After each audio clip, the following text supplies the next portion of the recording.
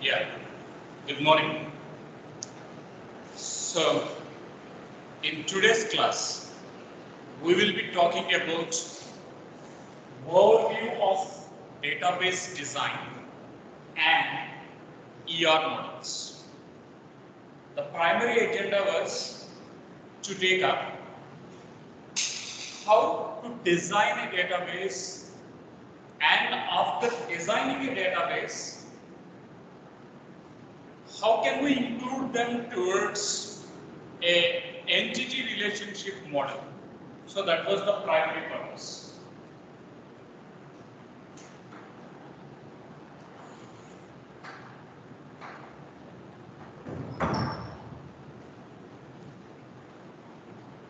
In doing these purposes, the various ways will be the first approach, that is database design. Database design.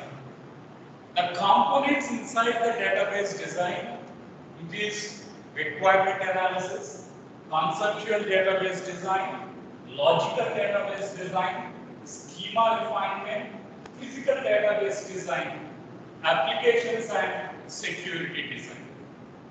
So, while building a database, what will be the preliminary items so that a database can be taken up will be requirement analysis, conceptual database design, logical database design, schema refinement, physical database design, and applications and security design. So these will be the items. Now, let us look into each and every aspect in detail. The very first one, we are going to call it as requirement analysis. Assume you want to construct a database.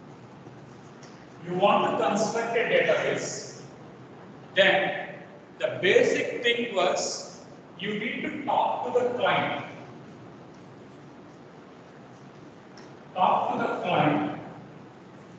And thereby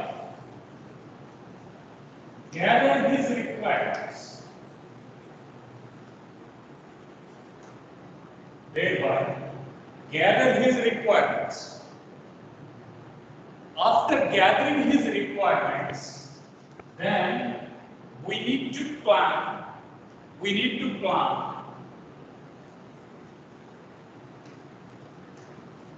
the number of databases. Now, the data schema. Now, the conceptual view.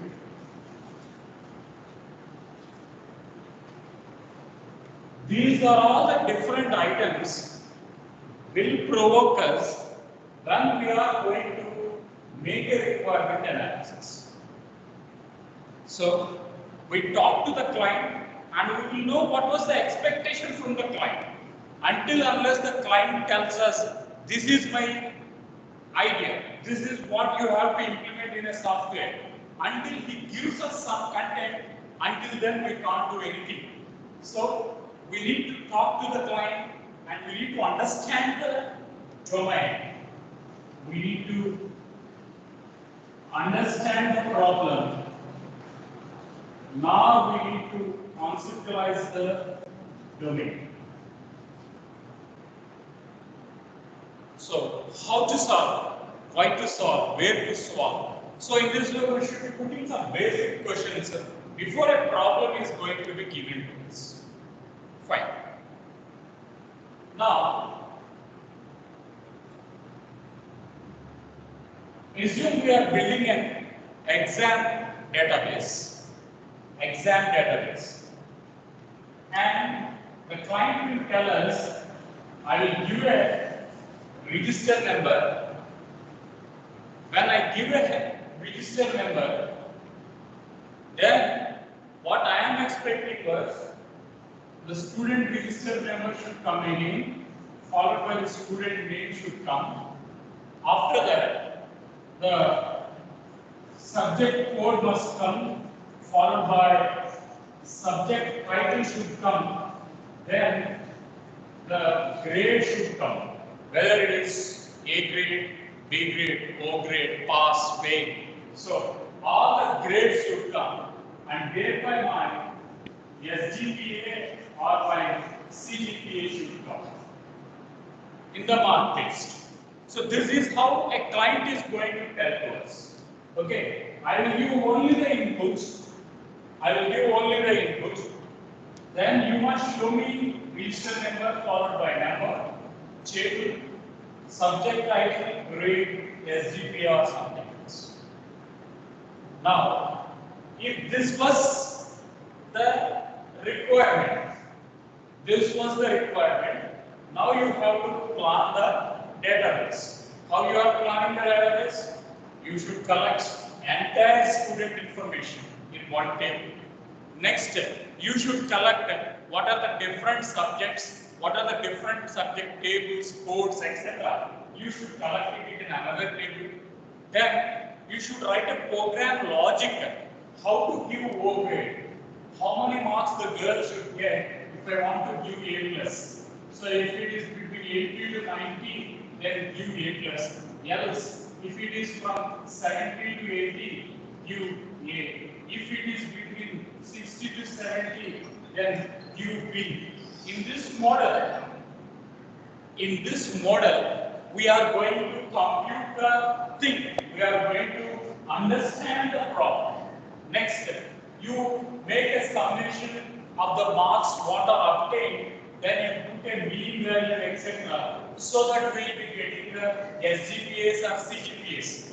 In this way, the entire agenda is going to take place where we call it as a requirement analysis. So in the requirement analysis, we are talking to the client. Client will tell us requirement.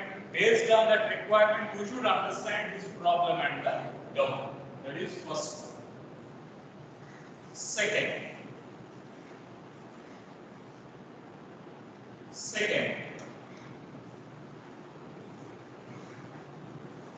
when we are going to talk about the second one, we call it as conceptual database design. We call here as a conceptual database design. So, this conceptual database design, it is going to deal with the level 2. It is going to deal with the level 2 in database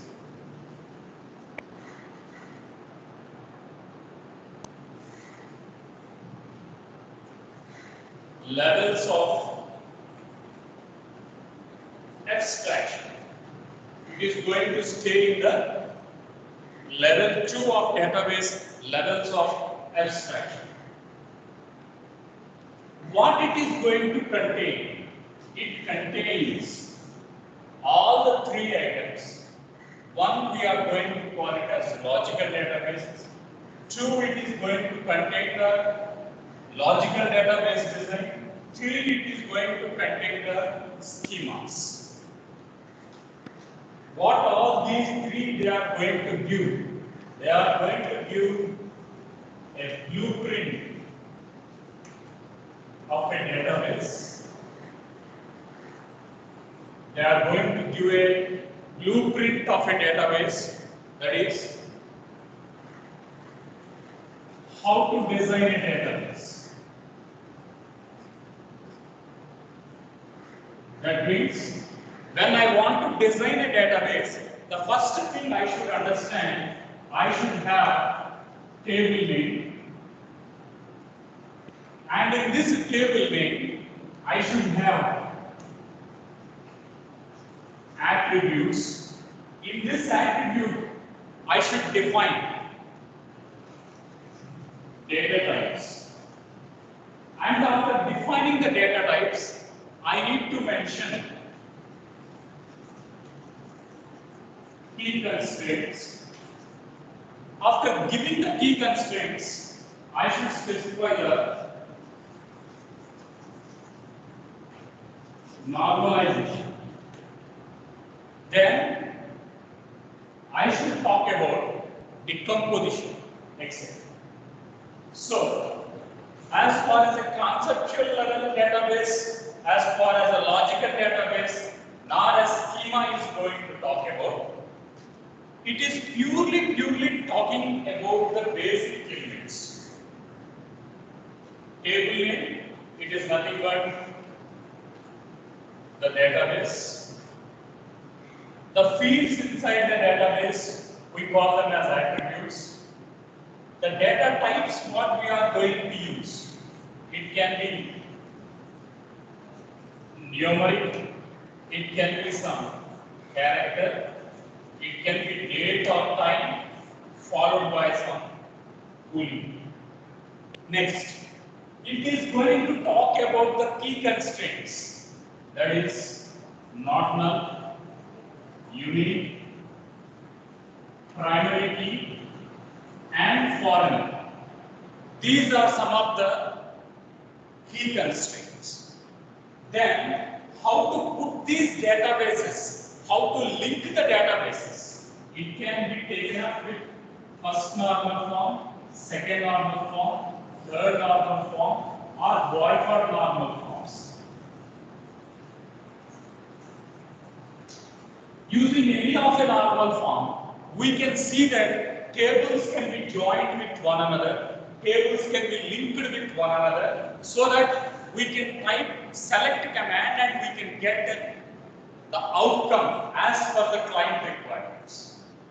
So, when we are going to take up a schema, now it is going to deal with data types and key constraints. When it is going to talk about the logical database, it is going to deal with table names, attributes. When we are going to talk about the conceptual design, it can be between single database or it can be with multiple databases. And it fulfills all the aspects. And it is going to fulfill all the aspects. That is the reason why we are going to call it as conceptual database design. So in conceptual database design, it is purely a mind-oriented approach. It is not put on a paper. It is just a blueprint. How we can develop a database, how we can link the database, how we can relate the database. That is, how we can merge two or more databases. That is single table or multiple table. So how we can apply select command not on a single database, on multiple databases. So we can use a select command not on a single table. We can use a select command using join operations or using Cartesian product on multiple tables and make derivations. For that, we are going to work it out with the conceptual level, logical level, and schema. Schema, it is purely taking up the data dictionary. It is purely taking up the data dictionary, and it is going to build up the indexing. It is going to build up the indexing. So data dictionary, obviously it is going to point out the metadata. It is going to point out to the metadata, that is nothing but a description about data. That is data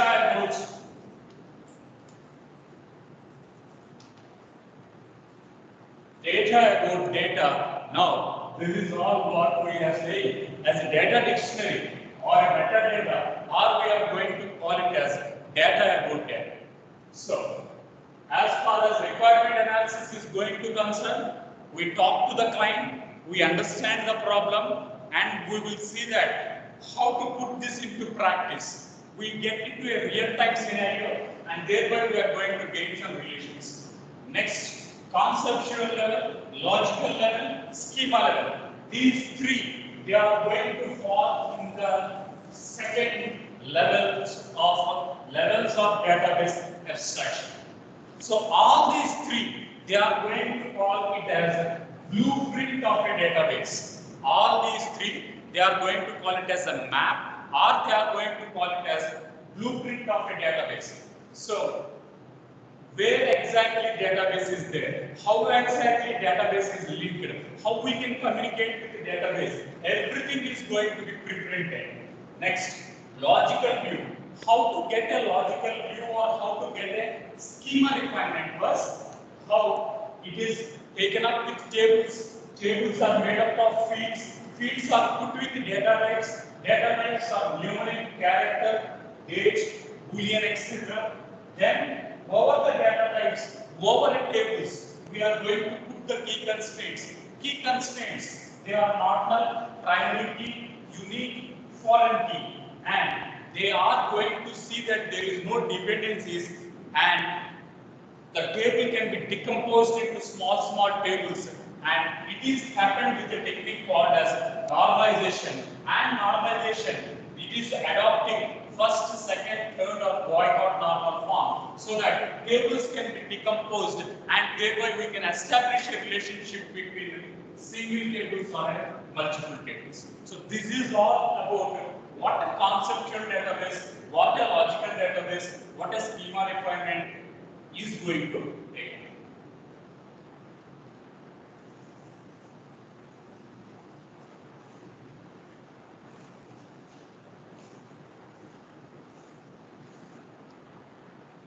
So, we talked about requirement analysis, conceptual, logical, schema. Next step, physical database design. When we are going to call it as a physical database design, it is going to work out in level 1 of levels of database abstraction.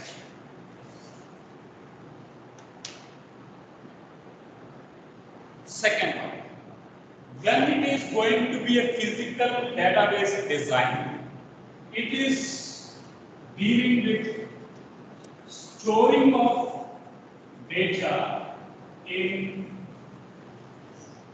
databases. It is purely dealing with the storing of data in databases. Third thing, it is going to be stored in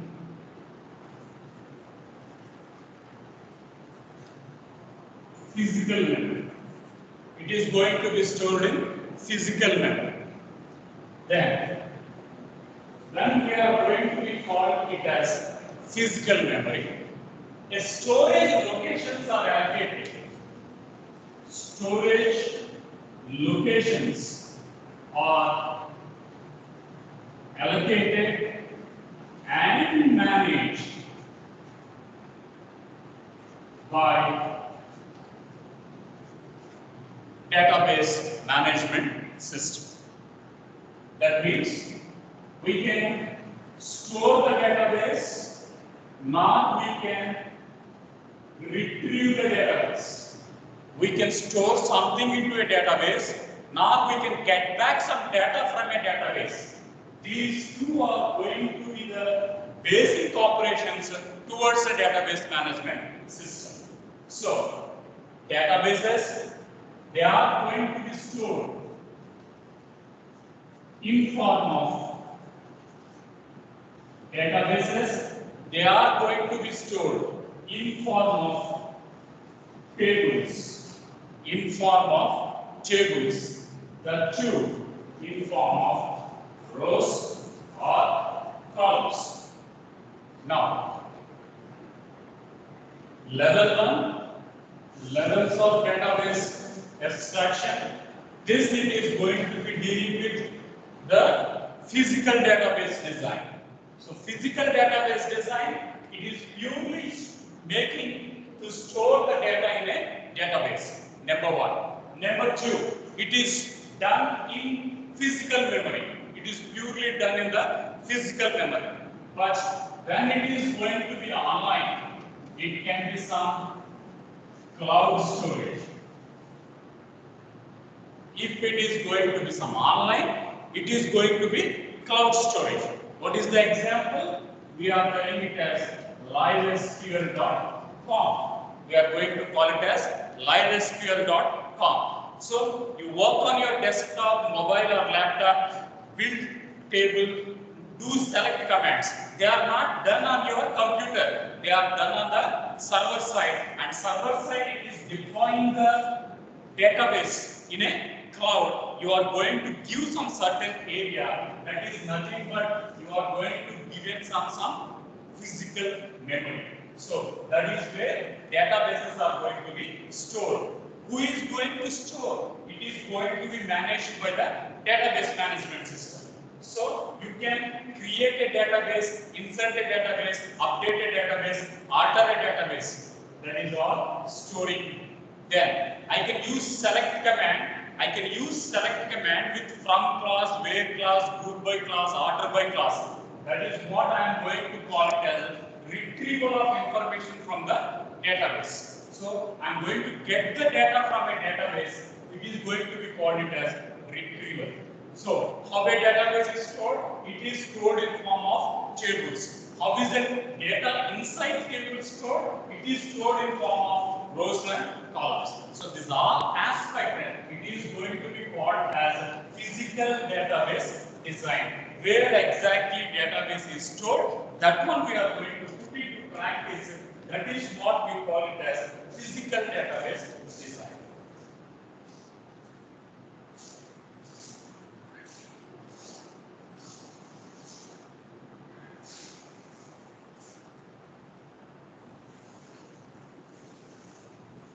Fine. After physical database design, we have applications and security design.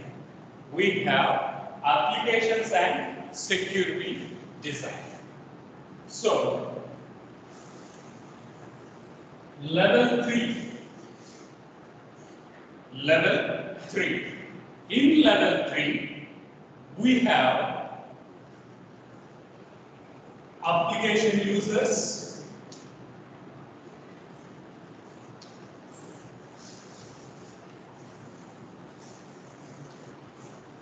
we have application users,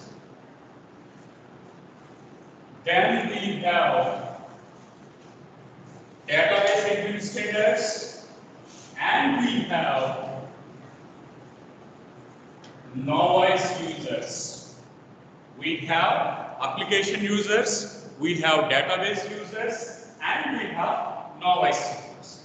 So application users, they are working on the database application.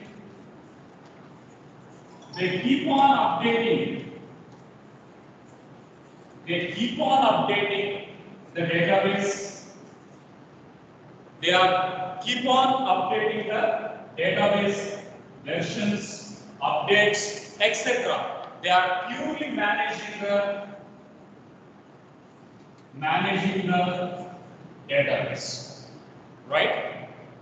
Next one, we are going to have database administrators. Now, what are these database administrators doing? These people, they are going to make a security design. They are going to make a security design. How are they making security design? They are going to give user ID. They are going to give some password, and they are going to encrypt, or they are going to decrypt the code, right?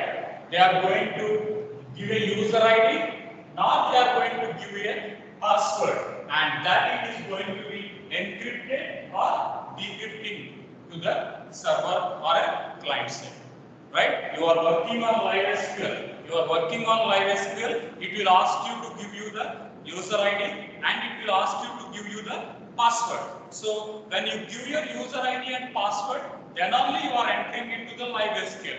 Then what is that privilege called as? That privilege is going to be called as security design. So you can have your own databases there, you can have your own schemas there. Whatever information you type, that will be stored in the cloud, and that area is reserved for you with the security design. Next one.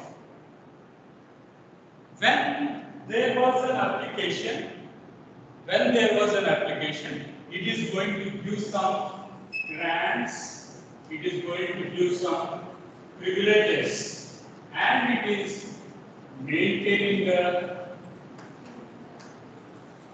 so DBAs, they are maintaining the databases, they are granting the privileges to the users, they are giving some roles, they are going to give some responsibilities. So all that, it is going to come into the security design, right? You can't delete the database, you can only make a using of a database. So such is a privilege is going to be granted to you. Next. The third one we are going to call it as novice users. They are going to use the application interface. They are going to use the application interface, and using the application interface, they are typing EDL commands, DML commands, PCL commands, or TCL commands. Right? So, level 3. It is going to have application users, database users, and novice users. Novice users are we. We are going to use SQL commands like insert, update, alter, delete, select command with different classes like from class, where class, group by class, order by class. So we are going to interpret with the application interface. Next one, we do have applications. It is going to get the applications updated day by day. Next, it is going to provide security design. Security design is nothing but user ID and password, which is encrypted or decrypted, and we are dealing with user roles, responsibilities, maintaining of database, granting and giving privileges to the user. All that information, it is going to be in form of application and security database. So, requirement analysis is purely done with the client side, conceptual level, and this is all we are going to do it in level 2. Physical database, it is done at level 1. Application, it is going to be done at level 3. So this is how a database design is going to come into scenario.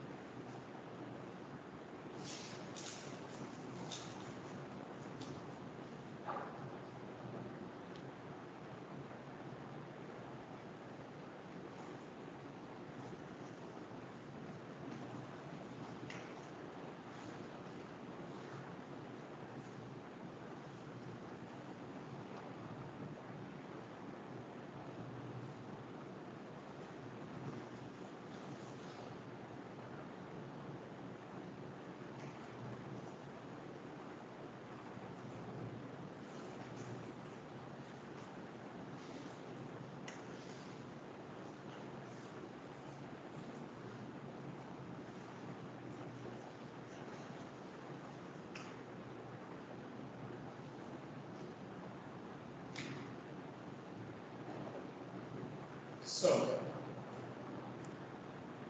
after this database design, now we have to look into a new aspect, and this aspect we are going to call it as ER diagrams, or we are going to call it as ER model. So E stands for entity, R stands for relationship model. E stands for entity, R stands for relationship model. Fine. Assume there is an application called as eCap. Assume there is an application called as svcwexams.in. Assume there is an application called as VishnuPay. Now, these aspects, they are real-time databases. Okay, they are real-time databases. You can use it from the location where you are.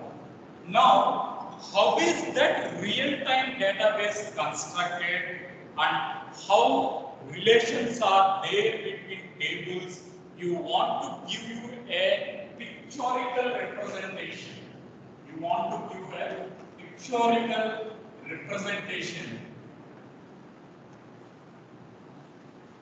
of tables, attributes, and relationships. Then we need ER diagrams.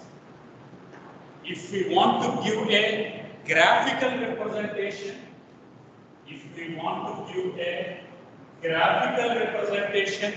nor if we want to give a pictorial representation of data, in form of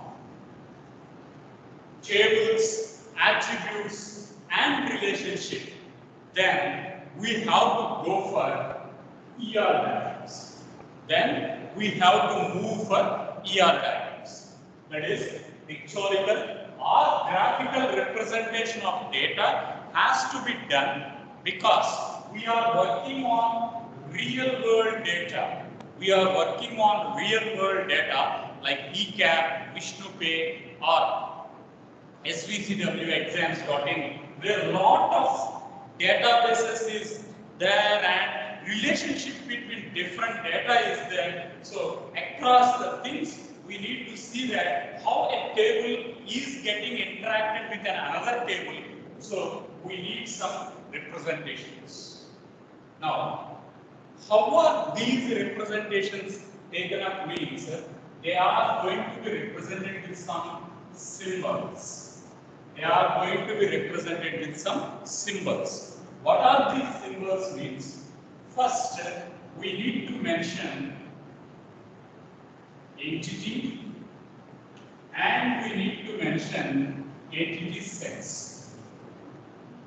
These entity sets, they are going to be represented in rectangle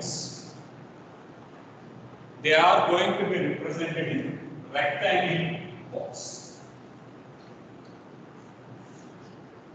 So, we are representing the table name. And this table name, we can call it as class name. Now we are going to call it as an entity set. Student, a real world entity. Student number, student name, student mobile, student percentage, student email. All these are going to be attributes. If I am going to call it as faculty, again, faculty name, faculty number, faculty courses, faculty ID, faculty address, again that is going to be another table. So, tables, they are going to be called as entities, and when it is going to have multiple attributes, they are going to be spread it as an entity sets, and these entity sets are represented with a rectangle box. They can be the table name, they can be a class name, or we are going to call them as an entity sets. Next one. Now, we need to maintain the attributes.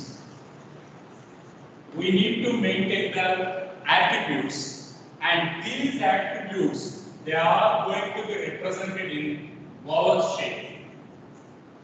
So, along with the rectangle, we need to mention the attributes.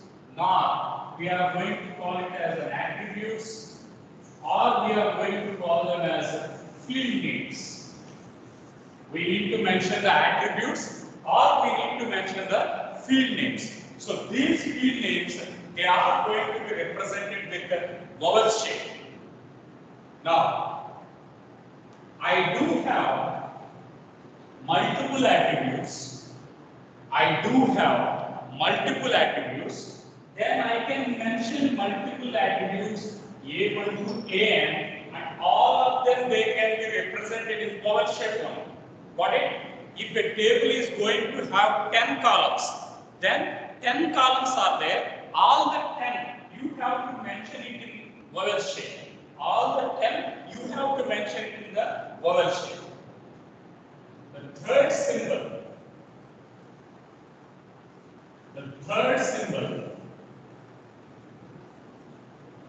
will be a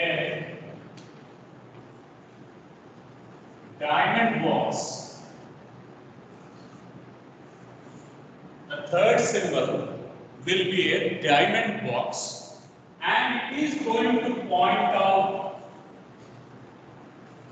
the relationship between tables.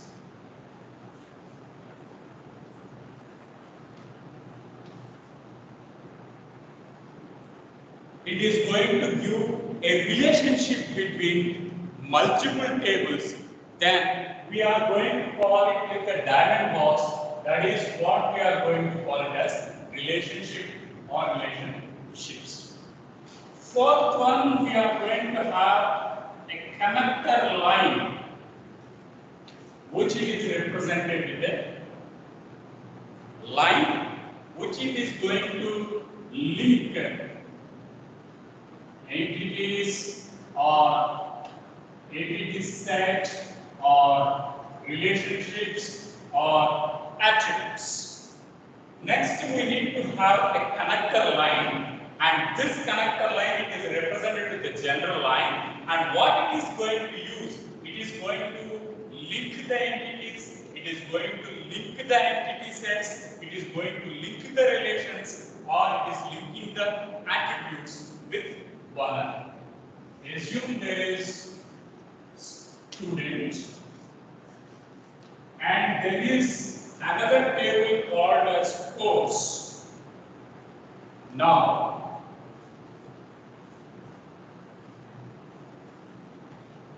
X is a relationship. Now I am going to have course ID, then I am going to have course name.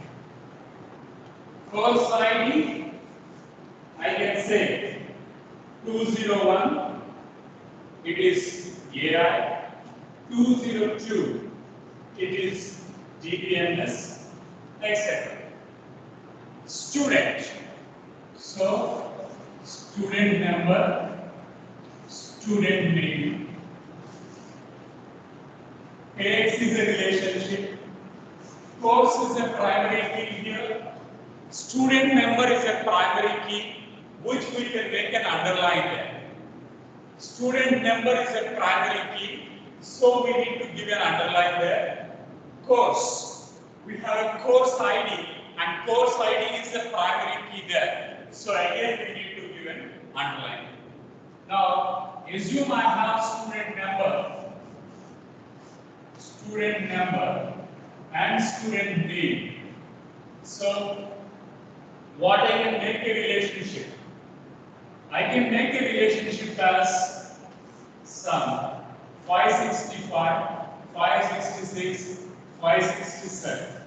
Now what I can say? 565 is a student who takes some AI course. 566 is a student and her name is something, and she is going to take a course. Course ID was 202 and the course name was GBMS. So in this way, we can make a relationship instead of writing a SQL command. Instead of writing a SQL command and make, that is with the select command and write an entire query, now we are going to represent it in a block diagram, in a pictorial representation for good visualization of data. For good visualization of data, we are going to write the ER diagrams, and that relationship we are going to mention. Now, student number, student name. we call them as attributes. Student number, student name, we call them as attributes. Student, we are going to call it as entity set. We are going to call it as entity set. Case, we are going to call it as relationship. This is table 1. Multiple tables, right? A relationship will link multiple tables. What was the second table? Second table was course. So course, we are going to call it as entity set. Course ID and course names, we are going to call them as attributes. We are going to call them as attributes. So student number, name, we call it as attributes. Course, we call it as entity set. Course ID, course name, we call it as attributes. And linking between first table and second table, it is taken up with a diamond box where we call it as relationship. And the lines which are connecting student number, name, dates, etc. All this we are going to call them as connectors. We are going to call them as connectors. And the table is going to have a primary key. It is represented with an underlined name. So this is all about entities and entity relationship basic representations.